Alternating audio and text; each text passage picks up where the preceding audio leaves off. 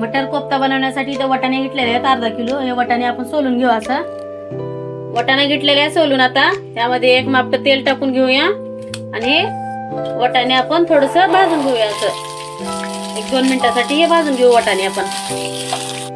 आता वाटाणे भाजून घेतलेले आहेत, गार झालेले आहेत. यामध्ये टाकू 4 हिरवी मिरची, थोडस अद्रक, थोडस लसूण, थोडासा पुदिना, थोडीशी कोथिंबीर.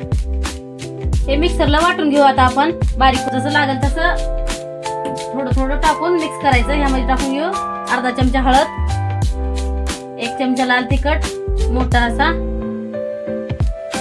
थोडा काळा मसाला घरचा आणि धनिया पावडर 2 चमचे. हे टाकून आता मिक्स करून त्याचे गोळे बनवून घेऊ आपण. आता कोफ्ते बनवून घेतले आहे सगळं. इथं आप्याचं मी भांडं ठेवलेलं आहे. ह्यामध्ये थोडंसं तेल टाकलेलं आहे. त्यामध्ये आपण वाफवून घेऊ. हे कोफ्ते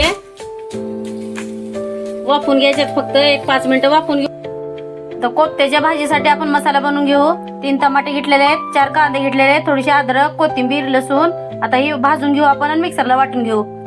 तर कोफ्त्याची भाजी बनवण्यासाठी यामध्ये टाकू जिरे थोडे चिमूटभर, थोडासा कढीपत्ता आणि हा वाटून घेतलेला मसाला.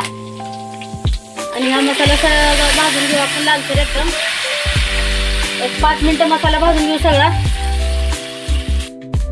मसाला भाजून झालेला आहे. आता थोडस धनिया पावडर टाकते 1 चमचा, लाल तिखट अर्धा चमचा, काळा मसाला आणि यामध्ये आता हे कोफ्ते सोडून घेऊया आपण आणि मिक्स करून घेऊ. तर मित्रांनो तयार झालेली आहे कोफ्त्याची भाजी. वरतून टाकू थोडस मीठ चवीनुसार, अगोदर टाकलेलं मीठ, थोडीशी कोथिंबीर आणि थोडीशी कस्तुरी मेथी आणि गॅस बंद करून घेऊ आपण. आता तयार झालेली आपली कोफ्त्याची भाजी 1 नंबर असं. तर मित्रांनो तयार झालेली आपली कोफ्त्याची भाजी 1 नंबर झालेली आहे. असं लिंबू पिळून असं द्यायचं दणका. 1च नंबर झालेला आहे. तुम्ही कधी खाल्ले का नक्की कमेंट करून सांगा. वाटाणा कोफ्ता भाजी.